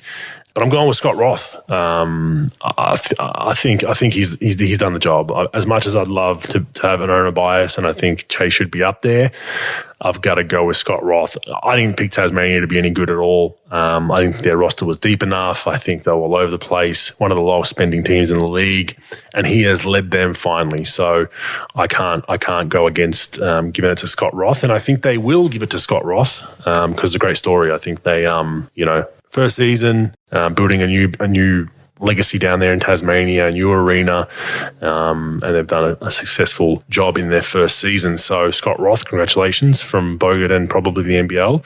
Most improved player. Now, this is a strange one, Pro. They had Joe Lual-Achul is in the most improved player pool, and he's also was in the MVP pool. So had a great year, but kind of strange. You don't often see that. It's the Ja Moran argument, right? This is a tough one. They've got Joe Lual-Achul, Keanu Pinder, and Yanni Wetzel. I think Yanni Wetzel was a fringe star last season, so I don't think you can really go with him. He went 11-6 last season to 17-8 this season, so there's definite improvement, but he was still a pretty respected signing last season.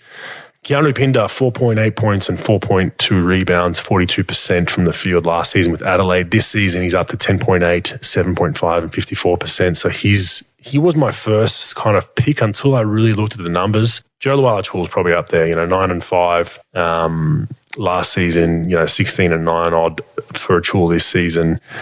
I'll probably go with Joe Luala-Chul just because his team's number one. My concern with Keanu Pinder and Yanni Wetzel is their teams were horrible win-loss wise. So I think it's, we all know it's much easier to play on a shitty team and put up numbers. Doesn't disrespect what they've done, but I think their numbers might be a little bit inflated. So I'm going to go with Joe Luala-Chul based on that. I think he's a big reason why they're clear number one. He was probably this good the last couple of seasons, maybe last season, but was stuck behind a guy named Jock Landale, so the minutes weren't there, but now he's got his opportunity. He's taken it. I give it to Joe Luala-Chul. I think the league does as well. Sixth man of the year, Clint Steindl is a candidate. He's at 9.3 points a game. Shea Ely is 8 and 4, but he's mainly there for his defense. And Xavier Rathan-Mays is 10, 4 and 4 off the bench for Wollongong. I think it goes to Rathan-Mays at 10, 4 and 4. He's a big scoring boost for them when their offense dries up. Jordan Clarkson for the Wollongong Hawks or the Illawarra Hawks. So I believe he will get it, and I think the league will give it to him. Defensive player of the year, Shea Ely, Xavier Cooks for the Sydney Kings, and Antonius Cleveland from the Illawarra Hawks. This is a tough one. I think all three could get this. I think this is the closest race. Cooks does so much for my Sydney Kings. He's very, very good defensively. Just solid and pick and roll, very good defensive rebounder, does all the right things for us. So I think he's definitely a candidate. Cleveland's been big for the Hawks. His energy is a big dictator of how they play, especially at the defensive end. And Shea Ely is just a pitbull. I think I'd love to pick Cooks, but I think Shea Ely might get this. His impact is huge. He's a nightmare pro. He picks up opposing, generally import guards and high-scoring guards, picks them up full court and just creates absolute havoc. Turns them 3 or 4 times, picks their pocket once or twice a game. He's on loose balls. He's annoying. He's in guys, and he's not a guy that talks shit. He's one of those annoying guys. He's not going to really say much. He just does his job, and I think a lot of people around the league respect the way he goes about it. I've definitely noticed how well he's playing. They're number one in the league. Number one on the ladder. Obviously, they've got the 1 seed. He's a big part of it. And then, so I think Ely's going to get it. By my pick, I think the league's going to give it to him. That's that. You got Rookie of the Year. You got Bull Coel. You got Travers from Perth Wildcats, bro. Is interesting. So he's been a development player the last 2 years, which means he's on the roster, but he wasn't a rostered player, a full rostered player. He was a development player. So every player can have a development player. I think it's under 23 or 4.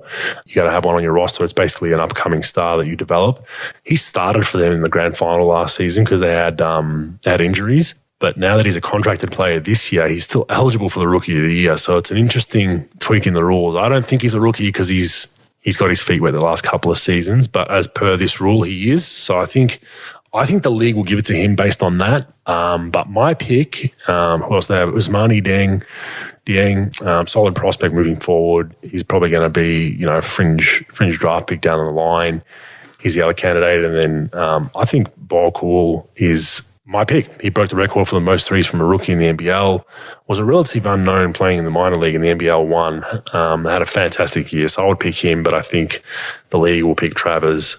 Even though, is he technically a rookie? The a la Ben Simmons, Donovan Mitchell spat back in the day comes to mind. So that's an interesting one. I've got some Bogey Awards, pro, that I made up myself.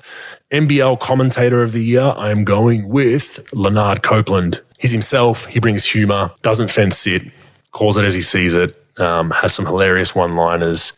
This is the first year they've had him on a regular basis, and I think he has been fantastic, a breath of fresh air there. I know a lot of people have really enjoyed kind of his back and forth. He played with Andrew Gaze. He was his main import back in the day, and they have a really good relationship. So he gets on Gazy a bit for sitting on the fence. Just really fun to listen to. I think he's the commentator of the year, in my opinion. NBL Journalist of the Year, I'm going to go just on sheer amount of work done to promote and get the NBL out there. I think Matt Logue from the Daily Telegraph has done a very good job. Podcasts, articles, social media. I think he puts a lot out there for the league. Many others out there are obviously doing a great job as well, but I've just noticed he's put a lot of work in this season and lifted from the past couple of seasons. So the more people we can have promoting our great game, the better. Must keeps pro. So Hungry Jack's promotion pro. Hungry Jack's is like the Burger King, just called Hungry Jack's in Australia. I think I've told you about this before. They have a promotion that if a player misses 2 free throws in a row, everyone in the arena and everyone watching on TV gets a promo code and they can get a free cheeseburger, I believe, or a free Whopper. I think it's a great promo because it gets the crowd involved on free throws. So that's a must keep. Not good for you, pro, and the diet, but it's a must keep. No. It's a must keep, the NBL. I love it. Big pro. Keep that up. Fantastic job. Get rid of, for me, is courtside jesters and non-stop music at certain arenas in the NBL pro. So there's some arenas that literally play, house music mix 2017 album, press play, and I swear the DJ leaves the arena, goes, has a cigarette, eats lunch, and then comes back and the game's over because the music does not stop the whole game, man. And you're just like, am I at a nightclub or a basketball game? And there's the courtside jesters at a few arenas where there's a guy on a microphone running around the court, yelling and screaming the whole game. Get rid of them. Not good for the game. Sucks on TV. Like for a TV product, I think it just doesn't look good. And when you almost got to watch the game with the sound down because all you hear is a guy yelling in the background. But each to their own. That's the NBL wrap, pro. So another season in the books, and it's finals time. So hopefully polish a ring towards the end of this season, pro. Useful or useless? I want to play a little game with you, pro. I've got some quick hitters for you. Okay, go ahead. How do you think this is going to go? Let's go. All right. So most games in a row with a turnover, pro, in NBA history. Who do you think that would be? Currently playing? I think it's all time, yeah. He's currently playing, yes. Westbrook. Bang! Nice. 338 straight games from 2016 to 2020. Damn. That's a lot. With a turnover. Now, pro, most games in a row without a turnover. You'll never get this if you do. Jeez. No, and I guess I'll give you a tip. I'll give you a tip. Who'd you say? Trey Jones. No, it's a feet set shooter. Shit. Doesn't really narrow it down that much, but it does. Like a feet set shooter that was his role. He was never a guy that put on the floor. He was never a guy that was running pick and rolls or posting up. He was straight feet set shooter. Jason Capano. Good pick, but no. Steve Novak. 45 games in a row without a turnover in 2010-11 season. So just a testament to knowing your role, pro. Catch, shoot, don't turn that bitch over. No doubt. All right, next one. Most games in a row with a block shot. Mark Eaton. No, Patrick Ewing. 154 straight games with a block shot from 88 to 90. StatMuse is definitely earning its money today. Not StatMuse. We'll give these people a shout out. Oh, wow. Not StatMuse. Now, pro, most games in a row without a block. You got to get this one. Let me see. JJ Barea. Bang. Nice. I didn't even read the run sheet. It's not on the run sheet, so you can't cheat. I've got this on my phone, so you can't cheat. 333 straight games, pro, from 2010 to 2015. My little guy. The little guy. That's a lot of no block shots, but that is great. All right. Most games in a row with a point. At least a point. LeBron James. Good one. 1,633, LeBron James. Most games in a row without a point where they've played minutes. You'll never get this one. I don't even know who this guy is. When did he play?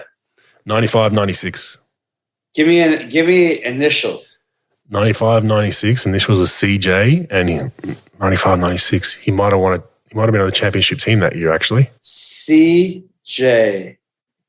95, 96. Yeah, they won it that year. Oh, Charles Jenkins? Charles Jones. Charles Jenkins played with me in Golden State. Yeah. Charles Jones. I don't know much about him, but 17 straight games without a point. Nice. All right, most games in a row with at least one assist. LeBron James? No, John Stockton. Oh. Should have got that one. 85 to 03. He went 18 years with at least an assist. 1,604 games. Most games in a row without an assist from 94 to 97. Yinka Dare. What? How'd you get that? That's been a trivia question for years. Oh, yeah, 77 straight games without an assist. Yeah. It's unbelievable. Yeah, that's tough. All right, most games in a row with a rebound. Bill Russell. No, Karl Malone, 1,629 straight games from 85 to 03, same time as John Stockton was there. Nice. Most games in a row without a rebound. I'll give you a clue, bro. He was a former teammate of mine. 21 straight games without a rebound. 21 straight games without a rebound. Steph Curry. No, Reece Gaines. Reece Gaines. I remember Reece. 05, 06. That's hard to do. Louisville. That's really hard. That's like hard to do. If you try to do that, you couldn't do that because there's got to be one on a free throw or one that just goes long, right? No doubt. But I assume not. What else do we have here? All right. Most games in a row with a steal. 85, 86. 85, 86. I was going to say John Stockton. Most games with a steal. Mm-hmm. In a row. Alvin Robertson. Geez, good one. 108. Yeah, nice. 108 straight. San Antonio Spurs. Yeah, he was a big-time steal guy. He was a big-time steal guy. Yep. Most games in a row without a steal. JJ Barea. Without a steal? No, I'm just joking. Without a steal. Yinkadare. No, Steve Novak again. Novak, nice. 61 straight games from 2014 to 2016. So a little bit of interesting trivia there. That is from NBA Debates 1 on Instagram. So give them a shout out. I like that. It was pretty cool. Two more for you in the useful or useless that we usually have. Pro Chris Paul has now lost 14 straight playoff games officiated by Scott Foster. Dun, dun, dun. Dun, dun, dun. Useful, no, that's useless. Useful. It is useful. That's fucking useful. Yeah. 14, come on. There's got to be something there, for sure. Scott Foster is our guy whenever Chris Paul plays. It's fantastic. Scott Foster is the NBA version of the second gunman on the grassy knoll who shot JFK, for sure. Australian fans have no idea what that is, but no. I have to Google it. All right. They don't know. Yeah. Last one. The Jazz have allowed, this is the first 3 games of the series, the Jazz have allowed 121 three-point attempts versus the Mavs in the first 3 games. 109 have been open, and more than half, 62, have been wide open. Useful, useless? Useful for sure. Shit, they're not fucking guarding. That's bad. And that's my point on the Rudy thing. It's like, is that all Rudy's fault? Is that because of the rotations, because Rudy's on the floor? Like, what's the deal there? But nah, that is not good. You give up. Even if you give up 50% of the threes wide open, that's even worse. Like, because they classify open as being probably no contest. So someone's half there, but the wide open ones, 62 out of 121, that's alarming. You got some issues there that you need to clean up. I'll be interested to see what it was in this last game where they just won. But that is my useful or useless. And just quickly, your Boston Celtics, pro, 109, 103, final. Wow. Yep. Sweep. Final. Just sweep Ben Simmons fucking home. I mean, come on. Like, seriously. He might change the series, pro. He might change it. He might change it from bad to worse. What if he comes back and has like the best 4 games of his life? He can re-salvage his last 18 months, bro. He can re-salvage it right now. Yeah, come on. It's like me eating fucking broccoli tonight. I mean, what fucking difference is that going to make? Yeah. But you're right. Because I'm the worst of all time in picking anything in the playoffs. So if I say he's going to be bad, he's going to be fucking Magic Johnson. So who knows? House money. He's playing with house money now. No real pressure. You can only come in and get swept, just like the past 3 games. Come in and win a game. Ben Simmons had an effect, but Jason Tatum, 39 points. Finished the game off really well. Jaylen Brown hit some big shots for him late. I've been just watching it in the background. Kevin Durant, 6 for 11, 8 rebounds, 8 assists. Wasn't as aggressive offensively. 5 turnovers. He's got to be better. He's got to be better. I mean, look, it's nothing a bad thing. It's not that a knock on him. He just needs to be better. He's the best player in their team. He's the best player, in my opinion, in the game.